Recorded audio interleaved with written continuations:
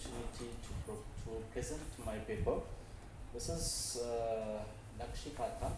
It is also called Embroidered Quilt. And this Nakshi Kantha is strictly belongs to Undivided Bengal, which has been divided right now. One part is called West Bengal, another is East Bengal, which is again called Bangladesh. Definitely, myself, Dr. Rajiv Mehta from Banaras University, India. You might all hungry. I will not take much time.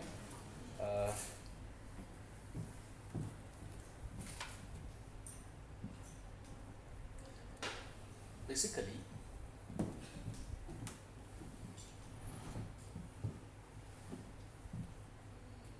okay, Nakshi Kantha, also called, as I said, embroidered quilt, which is a recycled product, which has been emerged at the time of colonization period, which is again as becoming one of very resourceful product by rural villagers from Undivided Bengal at the time, and this emerged because of the drought and emergency.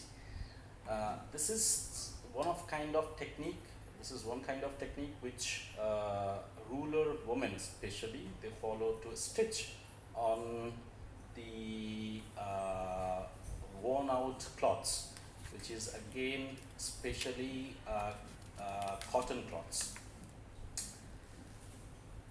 The Kantha background says it has very popular because of the demand, because of the need, and because of its beautification, which is framed in a single piece of cloth, which is again worn out. The worn out pieces, they stick together, not with any glue or anything, but they stitch, and they prepared this ornamented quilt. At the time of colonization, basically, while we talk about the background, at the time of colonization, one of Western scholar, Stella Cambridge, she dig with there were other scholars too, the Kumara, A.K. Kumaraswamy from Sri Lanka and other, and she found that Undivided Bengal working on specific different types of kantha. From there, she named or called specifically 8 types of kantha. From there, 7 types of kanthas are very important and known these days nationally and internationally. These are the types of kanthas, which is called Arshilata Kantha, Betan Kantha, Durjani Kantha, Leb Kantha, Sujni Kantha, and others, Rumal Kantha as well. These all kanthas have, kanthas means, already I said, quilt. Okay, so these kanthas, all the name has been given with their specific preferences, choices, and purposes, basically. So these kanthas has different purposes, different use, by which the name has been given by Stella Cambridge. This is Leb Kantha, Or Kantha, Sujni Kantha, and Rumal Kantha. So totally it is 8, but here I mentioned 7. This is Arshilata Kantha. It is about the it is a bit documented detail of kantha. Now, most of the kantha has a central motif, which is again related to lotus or kadmian. Kadmian is a kind of flower which has round shape, and which is again related to Lord Krishna. This kantha has been made by Muslim and Hindu people, I mean the ruler women. But in Islamism, it was banned to create the images on their religion. But still, because of the need and because of the problem which they were facing at that time, it was, they did not follow such thing. So they produced those images. At center, you will find most of the kantha has lotus, which is again showing the power of germination or the sign or symbols related to woman-centric germination, love, affection, etc. With the center motif, they used different other motifs too, which is again related or connected with themselves only, which they have taken from around themselves. This is Thalia Kantha. This is, as previous slide I have said, Thalia, then Rumal. Rumal Kantha is a handkerchief basically. This is Thalia, a kind of wallet to keep the utensils or money or etc. The stitch, usually they do that is running stitch, which creates a baby flow, and the other motifs which they create, usually they use standardize some basic stitches. We will come to know. This is Leb Kantha. Leb Kantha usually they produced for winter season especially, which has a bit thicker than usual other kathas. This Leb Kantha they use on winter season to cover themselves especially, and these worn out cloths has special quality because of the cotton. It has a special quality. It provides you warmness at the cold time, and it gives you the reliefness at the summertime. This is Or Kantha, again beautifully crafted. You can see the running stitch has been followed very straight, and it creates a wavy flow all over the body, and the other stitches been used to create other images. They usually use most of their images from surrounding themselves, which they interpret or which they relate themselves. They means the ruler woman especially, which they relate themselves in their everyday life. This is Sujni Kantha. Again, it has water wavy flow, center a lotus pattern with other elements. This is one kind of fan which they use, and these motifs they used at the time of Undivided Bengal. Still rural women in rural villages, they use these kind of motifs for their daily works.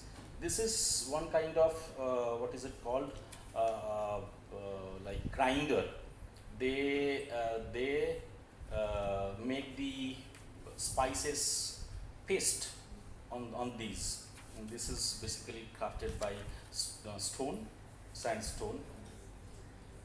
Rumal Kantha, this is a small handkerchief. Here it has a dense work with different type of stitches, different color and different quality. Basically, before I mentioned Hindu and Muslim both have worked, but in these Kantha, most of the motifs has been taken from surrounding of their own atmosphere, or these motifs related directly to Hindu mythology. So most of the motifs, either it's directly connected to Hindu mythology or directly connected to themselves, like the artist or artisans who is creating or who is preparing this, the motifs is being connected to themselves only. These are some important motifs which they create on their design: the fish, horse, elephant, the lotus or kadmen, which has a flow, the fish pattern with the wavy surrounding or with the wave. These fish specially they choose because this fish has a different kind of meaning as per Hindu mythology. Also turtle and other motifs are there which they have chosen, but fish has specific. And Bengal, as Bengal has Bay of Bengal surrounding, so Undivided Bengal they also depended on seafood. So fish is quite related to themselves very directly. These are some other motifs. This is lotus or kadmen, a center or centric motif. This is a corner motif which again they produce with the help of such kind of lotus flower, or it is also called kalki, okay, kalki motif, which is again they produce with the help of flower or lotus basically. This is also lotus or kadmen, but also it has a flow of tree of life. These are some stitches, or these are some patterns of stitches. Those are very important. This is Bharat Fort. Also has different name, with different dialects, because Undivided Bengal is quite big. One part is Bangladesh right now, and it has different province and district which has different dialects. So it has many names. Here, this stitch they use to fill the motif broadly. And this stitch, partifort, which is they use to cover the side edges of khatas. This is the ford, or this ford is called stitch, ford or ford. This is the term which they use in Bengali. So this is a running stitch pattern and whipped running stitch. Again, these patterns, this is basic, very basic, but these patterns they use to create the flow, dimension and exaggeration in the design. This is very similar kind of stitches, but this has different use or different technique, because one is tagged herringbone, another is normal herringbone. So these are very normal or basic stitches which is known nationally and internationally because of their style, because of their uses and because of their quality. Also, these stitches has very specific quality. Some of the kathas has been produced very importantly, which gives a dual reflection or dual image on both sides of the katha equally. It is not key only one side of katha shows the correct image and opposite side shows the alternate. It is not like that, but some of the katha has created both sides will appear equally. This is how they do the katha stitch, like gossiping and doing their work. Also, it is not that specific design or specific motif done by single artist or artisans, but it is the composite work which they share, gossip and do. This is the last slide, conclusion. Basically, they use 3-4 layers to produce these kathas, which is worn out cloth again, and this makes strengthful to those kathas. And the stitches which they provide, that is also very important to provide the strength on these kathas. The medium which they have used is different from each other, and the designs which they create, that is their own and personal, that they create from their own and personal interest, personal faith and belief too.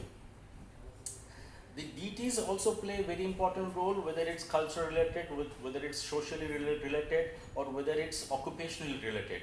So such kind of deities, motifs and significant compositions they created on kathas, which they really feel and believe surrounded with them. Lastly, the katha motifs belonging to many culture and many waves of influence. The joy of katha is simplicity of design and the stitches. So basically, these women or rural women, they actually enjoy to create this katha.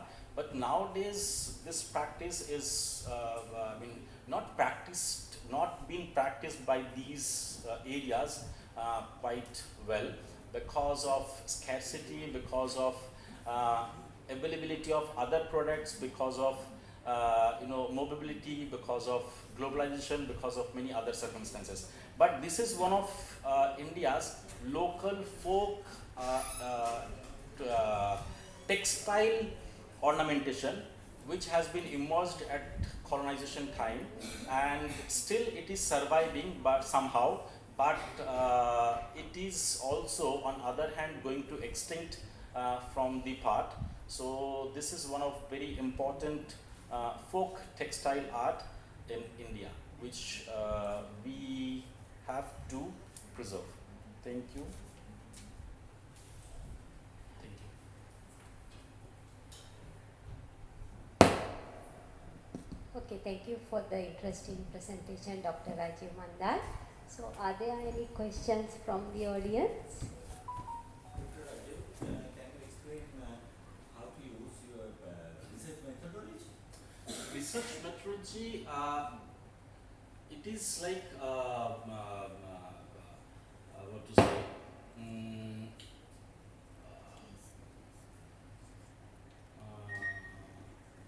survey oriented, means research methodology we follow,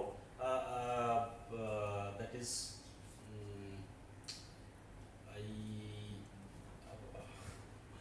it is the methodology. So, okay. No, sir, actually, because of this, I have not followed the paper, so I just missing the word actually. Okay, so that way, basically we do follow the survey, because many of the villages has been converting and immersed in other demographical changes as well. So that is how the survey is quite important, and methodology has been followed in such way to collect the data and provide a proper accumulated platform to the government as well as other agencies who are working on it. Also, it is very important for the educational institution to promote in such way by the curriculum, by the syllabus. So that kind of methodology, if we follow or if we use, this art can be survive for longer, basically. Okay, so I just have few things to ask. You said it's Nakshi Kantha. Is there any English term for this one? Ornamented quilt. Ornamented quilt, right. So how long, you said this is doing by the rural months. So how long does it take to complete such a work? It seems, depending on the work, the Rumal Katha, it seems like handkerchief, which takes 15 to 20 days to complete by 2 or 3 artisans. But if it is big, for Lep Katha, it will also going to take almost same 15 to 20 days, because on Lep Katha, they do not do such kind of ornamented work, because they do running stitches mostly, because it's quite thick. But on other hand, if it is Sujni or other Katha, it takes more than 2 months or more than 2.5 months to complete. While they work on group, it seems like 5 to 7 artists or artisans. That means not only one artist. No. Thank you very much, Doctor. Can you explain to me what means that embroidered and kantha? Embroidered Katha, the embroidery which they do by hand. I know the embroidery, but what meaning that embroidered? It is the ornamentation. But the kata, Katha is quilt. that meaning. Yeah. Okay, thank you.